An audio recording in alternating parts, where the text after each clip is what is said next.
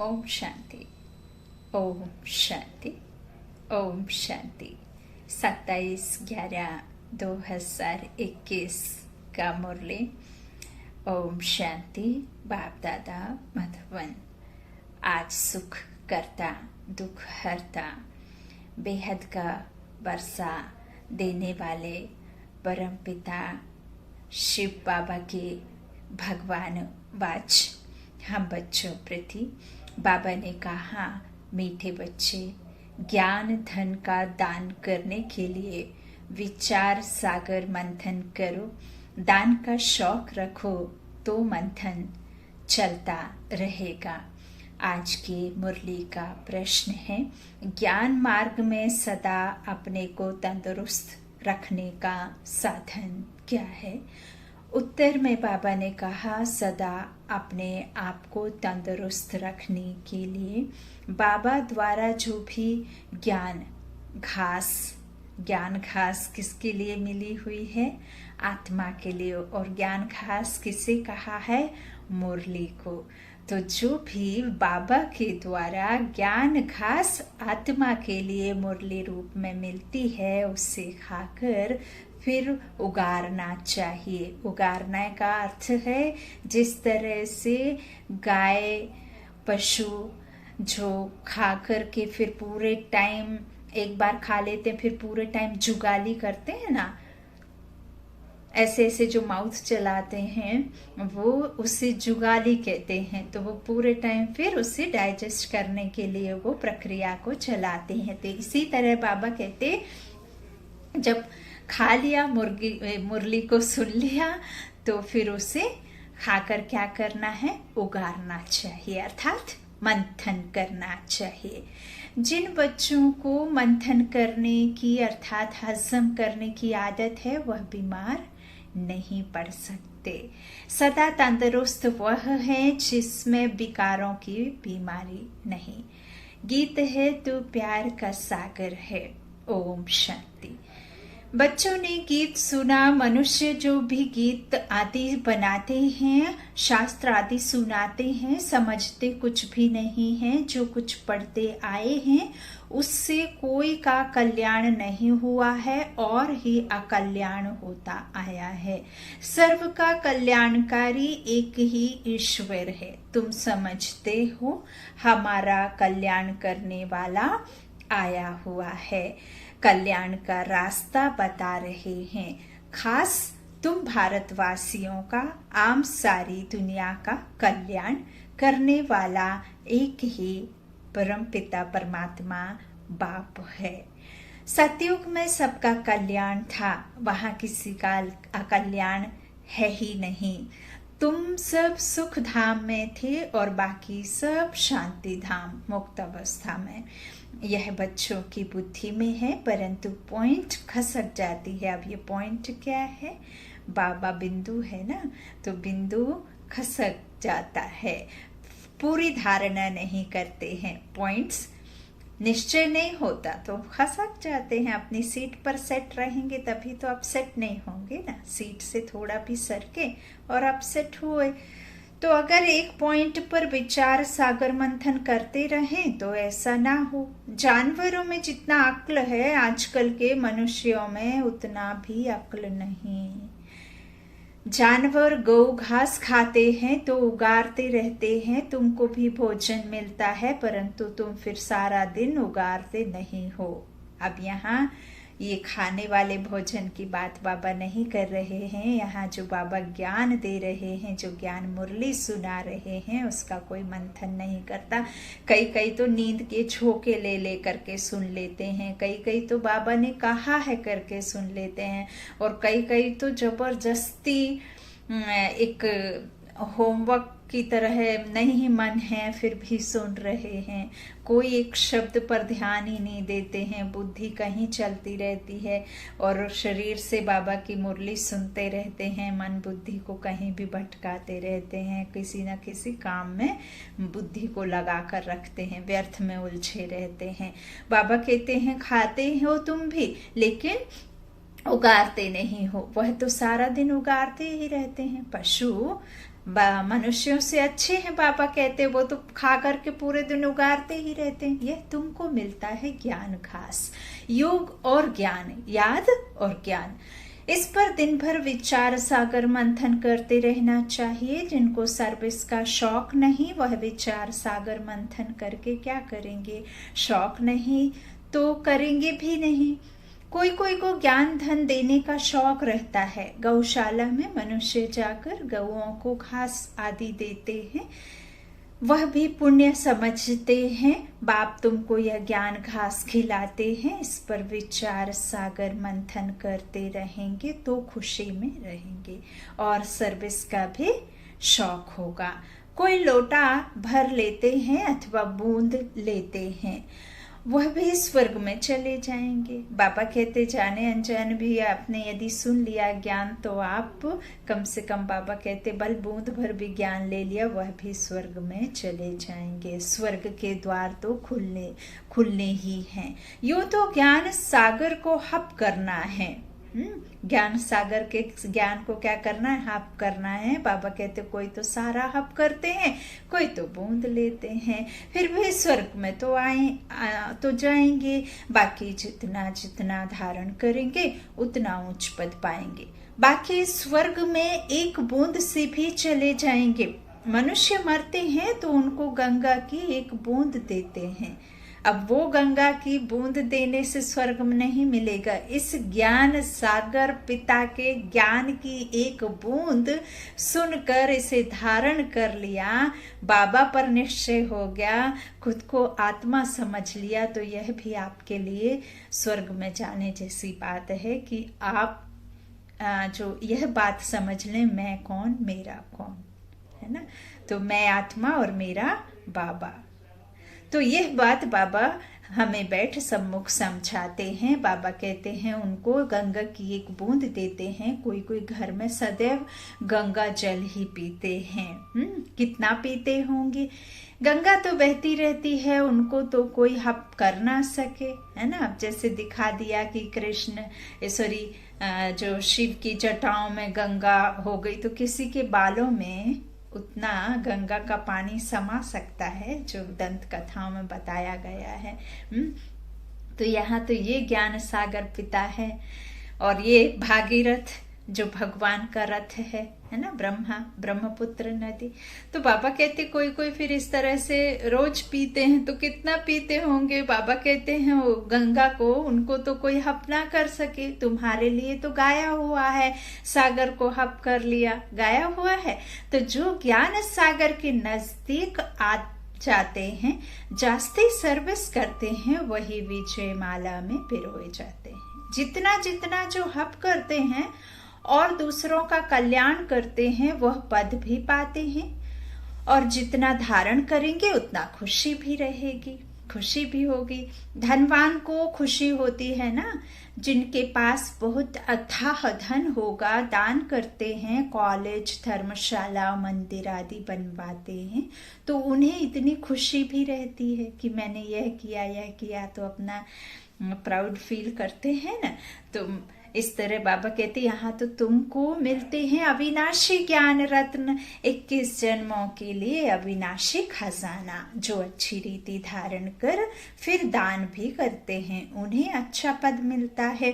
कोई कोई बच्चे लिखते हैं, बाबा हमको दिल होती है नौकरी छोड़ इस रूहानी सर्विस में लग जाएं, प्रोजेक्ट प्रदर्शनी लेकर फिरते रहें, एक बूंद भी कोई को मिलेगी तो कल्याण हो जाएगा, है ना। कई कई यही समझते हैं। देखिए, सुनाना आपका कार्य है। यदि आपको यह ज्ञान मिल गया है तो आप जो भी संबंध संपर्क में आते हैं उनको सुनाने का कर्म आपका है, यह सेवा आपकी है।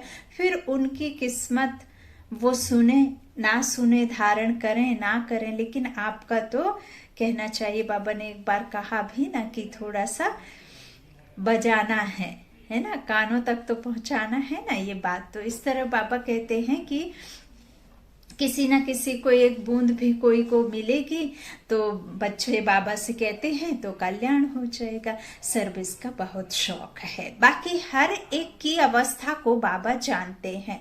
सर्विस के साथ फिर गुण भी चाहिए, है ना। ऐसे तो नहीं सर्विस कर रहे हैं लेकिन खुद में धारणा नहीं, तो ना क्रोध होना चाहिए, ना कोई उल्टा सुल्टा ख्याल आना चाहिए। विकारों की कोई भी बीमारी ना हो, तंदुरुस्ती अच्छी चाहिए। जिनमें विकार कम है बाबा कहेंगे यह तंदुरुस्त है। बाबा महिमा करेंगे ना, गाया हुआ भी है कौन कौन अच्छे महारथी हैं। उन्होंने फिर असुर और देवताओं की लड़ाई दिखाई है।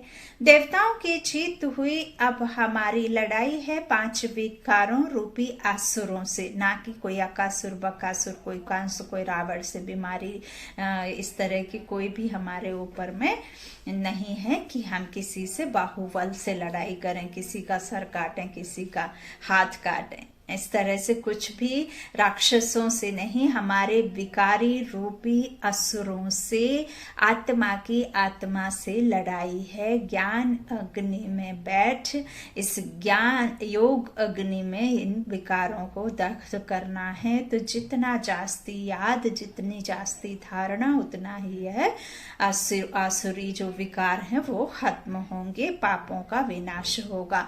तो बाबा कहते हैं हमारी लड़ाई इन 5 विकारों से है, असुरों से। और कोई किस्म के मनुष्य असुर नहीं होते हैं। जिनमें आसुरी स्वभाव है उनको ही असुर कहा जाता है। कहते हैं ना कि ये तो बिल्कुल राक्षस जैसे कर्म है इसके, तो उसे ही कहा जाता है। किसी के 10 शीश या कोई 3 सिर वाला कोई राक्षस नहीं होता। बाबा कहते हैं उनको ही जो आसुरी अवगुण वाले असुर कहा जाता है। नंबर 1 आसुरी स्वभाव है काम का, इसलिए सन्यासी भी इसे छोड़ भागते हैं, घर छोड़कर भागते हैं। बाबा कहते हैं इन आसुरी अवगुणों को छोड़ने में मेहनत लगती है। रहना भी गृहस्थ में है परंतु आसुरी स्वभाव छोड़ना है। पवित्र बनने से मुक्ति, जीवन मुक्ति मिलती है। कितनी भारी प्राप्ति है, वह तो घर-बार छोड़ भाग जाते हैं, प्राप्ति कुछ है नहीं। इन चित्रों में कितनी अच्छी अच्छी बातें समझने की है। वे लोग तो सिर्फ चित्रों का शो करते हैं। अब जैसे देवी देवताओं के जो चित्र बने हुए हैं, अब जैसे रामानंद सागर की रामायण आई तो उनमें जो भी कैरेक्टर जिन्होंने किया राम सीता का, उनको घर घर में लगा करके पूजा करने लगे। अब जो भी भगवान के गॉड गॉडेस के, लक्ष्मी गणेश इनके जो महावीर के चित्र बने हुए हैं तो वो तो सिर्फ और सिर्फ आपके मन की कल्पना है ना। असल में देवी देवता कैसे होते यह तो किसी को नहीं पता। वो तो भासना जागी है कि ऐसे मनमोहक होते होंगे, इस तरह से होते होंगे, इतने सुंदर होते होंगे कि मन को मोह लेते होंगे। इस तरह से वो भासना जो आई सो वो चित्रों में कलर करके डाल दिया। यहाँ तो जो चित्र बनाए हुए हैं वह स्वयं परमपिता परमात्मा अपनी मत से बनवाते हैं, यूं ही नहीं कि शास्त्र आदि में या कहीं कोई किताब का देखा हुआ बनाते हैं। तो बाबा कहते हैं इस तरह से इन चित्रों में कितनी अच्छी अच्छी बातें समझने की हैं, लेकिन वे लोग तो चित्रों का शो करते हैं। सिर्फ चित्र देखने के लिए कितने जाते हैं कि नहीं।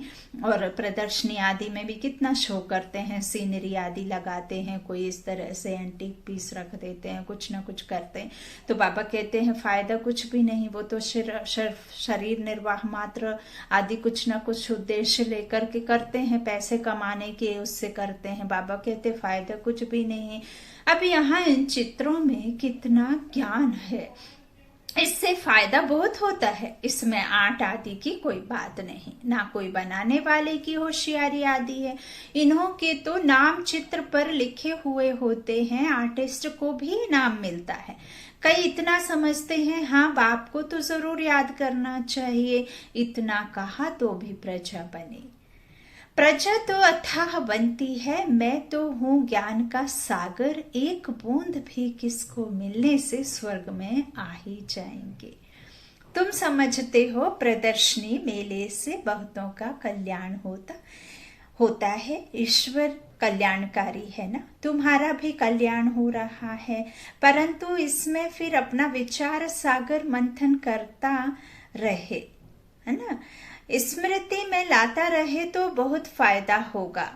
ऐसा जरूरी नहीं कि आपके साथ में कोई 4 लोग बैठे हों, 4 मनुष्य आत्माएं इकट्ठी हों तभी आप विचार सागर मंथन करें। इसमें तो बाबा कहते हैं मन करता रहे विचार सागर मंथन, है ना, स्मृति में लाता रहे तो बहुत फायदा होगा। बाबा कहते हैं अकेले रहो तो शिव से बातें करो, और जब सबके साथ में रहो तो शिव की ही बातें करो।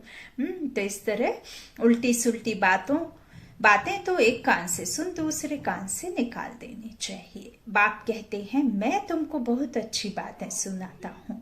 नंबर 1 मुख्य एक बात है कोई को भी बाप का परिचय दो, बस एक बाप को याद करो, वही सब कुछ है। भक्ति मार्ग में बहुत ऐसे होते हैं, बोलो आप तो यह बहुत अच्छा करते हो, अंगुली से इशारा करते हैं, सब कुछ परमात्मा कराते हैं, वह सबका कल्याणकारी ऊपर में रहते हैं, रहती तो तुम आत्माएं भी वहां ही हो। यह सारी ज्ञान की बातें तुम अभी समझते हो।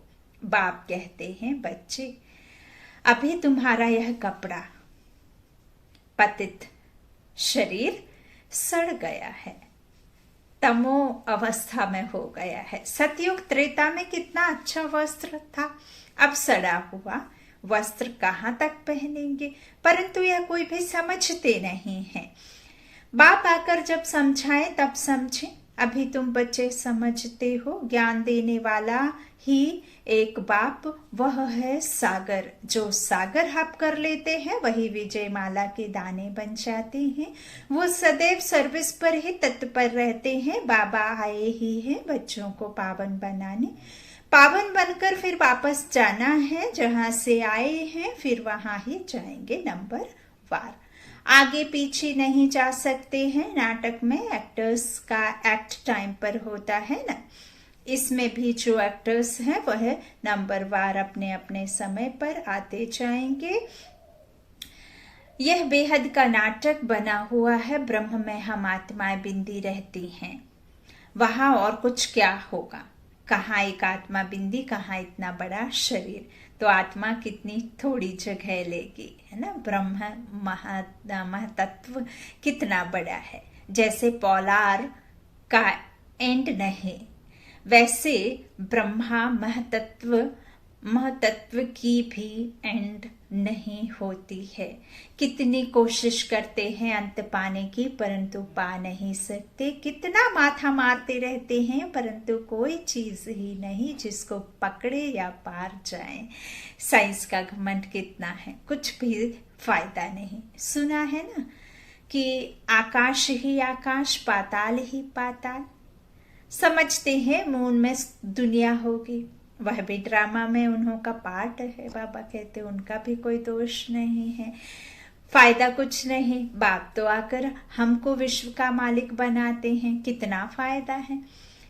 बाकी मून में आओ, बाबा कहते बाकी मून में जाओ, छू मंत्र से भभूत आदि निकालो या किसी मुर्दे को जिंदा करो, तो यह सब बाबा कहते इससे क्या फायदा। यह जो जादू है वह तो मुझे आता नहीं, मैं तो नर से नारायण और जो कहना चाहिए मनुष्य से देवता बनाने की और सुखी दुनिया रचने की मुझ में है ना। बाबा कहते हैं बाबा है भी न्यारा और प्यारा, तो कौन सा न्यारा और कौन सा प्यारा काम करता है, तो यह बात समझने की है। बाबा कहते हैं फिर मंत्र से भभूत आदि निकालो, इससे क्या फायदा।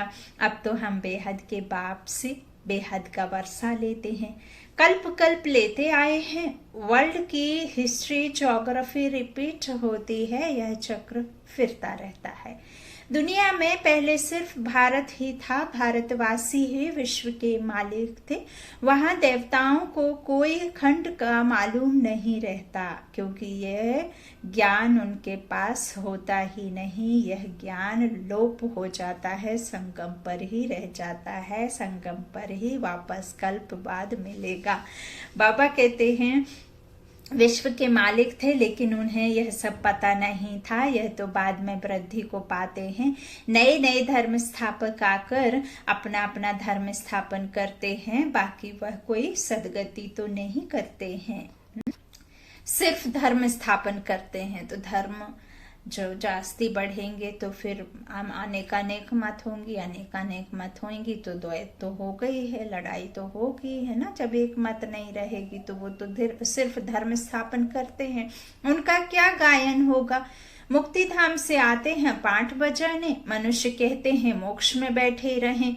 इस आवागमन के चक्र में आए ही क्यों, परंतु इसमें तो आना ही है। भले ही किसी को 1 जन्म 2 जन्म लेने पड़े, लेकिन इधर आवागमन में तो आना ही है, पुनर्जन्म लेना ही है, फिर वापस जाना है। यह बना बनाया ड्रामा का चक्र है। लाखों वर्ष का ड्रामा तो कोई होता ही नहीं, लेकिन ये वो जो ड्रामा है यह कई कहना चाहिए कल्पों से ऐसे ही चल रहा है। इसकी कोई काउंटिंग नहीं है, ये इन्फिनिटी है। ये ड्रामा यूं ही बना, यूं ही चलता रहता है। शुरुआत फिर अंत, फिर अंत, फिर शुरुआत, फिर अंत, फिर शुरुआत, ऐसे होता ही रहता है ना। क्योंकि बंद घड़ी में भी घड़ी 2 बार सही समय दिखाती है। तो इस तरह यह भी नई से पुरानी और पुरानी से नई दुनिया होती ही है। पुरानी को रावण राज्य और नई को राम राज्य कहते, जो स्वयं रचता बाप आकर रचनाओं के द्वारा रचना कराते हैं। रचता है ना, तो रचता एक ही है। बाबा कहते हैं यह ड्रामा लाखों वर्ष का तो होता ही नहीं है, तो नेचुरल अनादि ड्रामा है। इसको कहा जाता है ईश्वरीय कुदरत।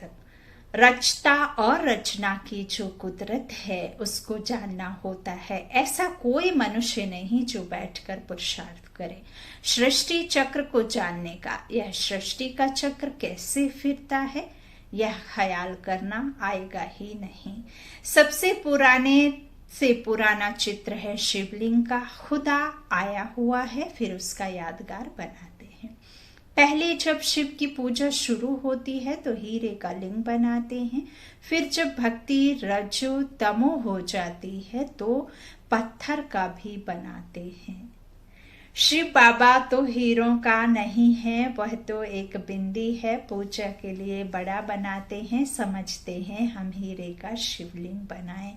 सोमनाथ के इतने बड़े मंदिर में एक बिंदी रखें तो समझ में भी ना आए। बाप समझाते हैं भक्ति मार्ग में क्या क्या होता है।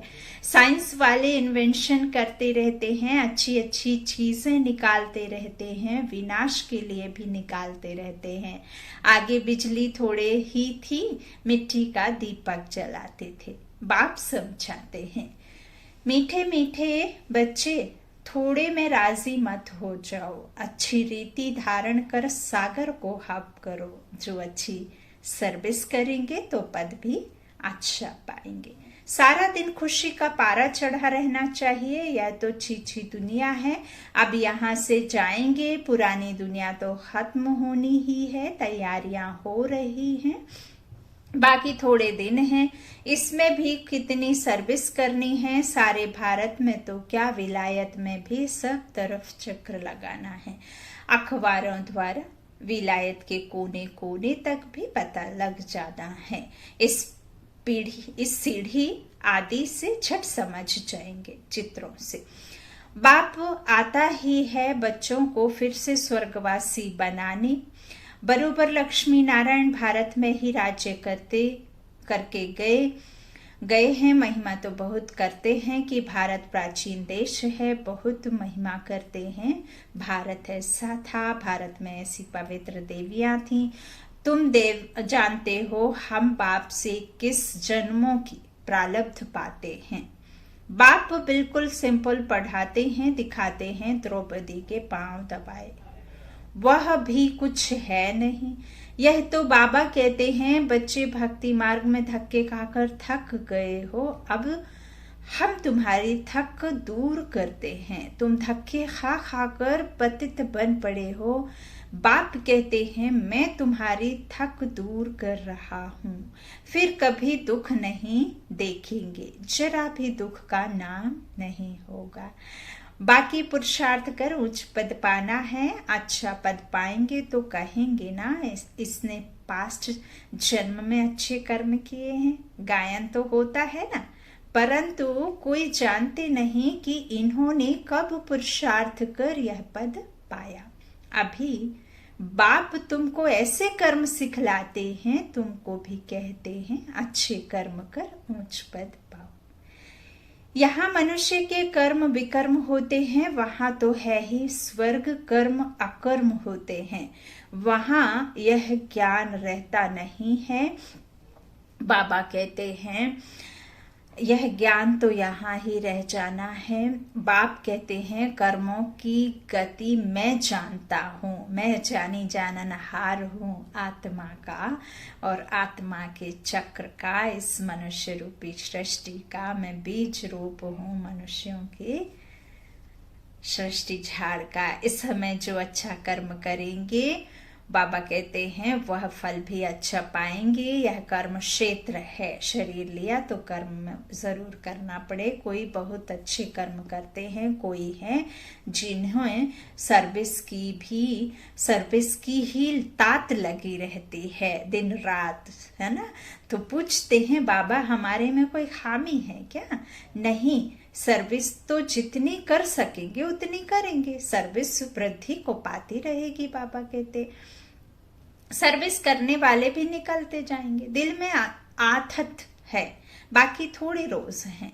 अब ऐसा पुरुषार्थ करें जो वहां भी ऊंच पद पाए। बाबा यह ज्ञान घास खिलाते हैं, कहते हैं उगारते रहो तो धारणा पक्की हो, जय जुगाली करते रहना है, खुशी का पारा भी चढ़े, बहुत सर्विस करनी है, बहुतों को पैगाम देना है। तुम पैगंबर के बच्चे पैगंबर हो। एक दिन बड़े अखबारों में भी तुम्हारे चित्र पड़ेंगे, विलायत तक तो अखबारें जाती है ना। चित्रों में समझ जाएंगे यह नॉलेज तो गॉड फादर की है, बाकी मेहनत है मन मना भाव होने की, वह भारतवासी ही मेहनत करते हैं। अच्छा मीठे मीठे सिक्की लाधे बच्चों प्रति माता पिता बाप दादा का याद प्यार और गुड मॉर्निंग। रूहानी बाप की रूहानी बच्चों को नमस्ते। हम रूहानी बच्चों की रूहानी माता पिता बाप दादा को याद प्यार और गुड मॉर्निंग। शुक्रिया बाबा, मीठे बाबा, प्यारे बाबा। धारणा के लिए मुख्य सार पहला बाबा ने कहा बाप जो अच्छी अच्छी बातें सुनाते हैं उन पर विचार सागर मंथन कर बहुतों का कल्याणकारी बनना है। उल्टी सुल्टी बातें एक कान से सुन दूसरे से निकाल देनी है। समझ लो कि कान में छेद है, यहाँ से जाती है तो सीधी पार हो जाती है, बीच में कोई जगह नहीं है रोकने के लिए कि यहाँ पे अटक जाए जा करके। तो इस तरह एक से सुन दूसरी से निकाल देना है। दूसरा कोई भी आसुरी स्वभाव है तो उसे छोड़ना है। बाप जो ज्ञान घास खिलाते हैं, आज का मुख्य पॉइंट है, उसे उगारते रहना है, विचार सागर मंथन करते रहना। आज का वरदान बाबा ने दिया सदा अपने पवित्र स्वरूप में स्थित रहे, गुण रूपी मोती चुगने वाले होली हंस भव। आप होली हंसों का स्वरूप है पवित्र और कर्तव्य। पवित्र और कर्तव्य है सदैव गुणों रूपी मोती चुगना। अब गुण रूपी कंकड़ कभी भी बुद्धि में स्वीकार ना हो, लेकिन इस कर्तव्य को पालन करने के लिए सदैव एक आज्ञा याद रहे कि ना बुरा सोचना है, ना बुरा सुनना है और ना बुरा देखना है। जो गांधी जी के 3 है ना, बुरा सोचना नहीं, बुरा सुनना नहीं, बुरा देखना नहीं, ना बुरा बोलना है। तो जो इस आज्ञा को सदा स्मृति में रखते हैं वह सदा सागर के किनारे पर रहते हैं। हंसों का ठिकाना है ही सागर अर्थात पिता के पास, ज्ञान सागर के पास। आज का स्लोगन है चलते फिरते फरिश्ता स्वरूप में रहना, यही ब्रह्मा बाप की दिल पसंद गिफ्ट है। चलते फिरते फरिश्ता स्वरूप में रहना, यही ब्रह्मा बाप की दिल पसंद गिफ्ट है। ओम शांति, ओम शांति, ओम शांति।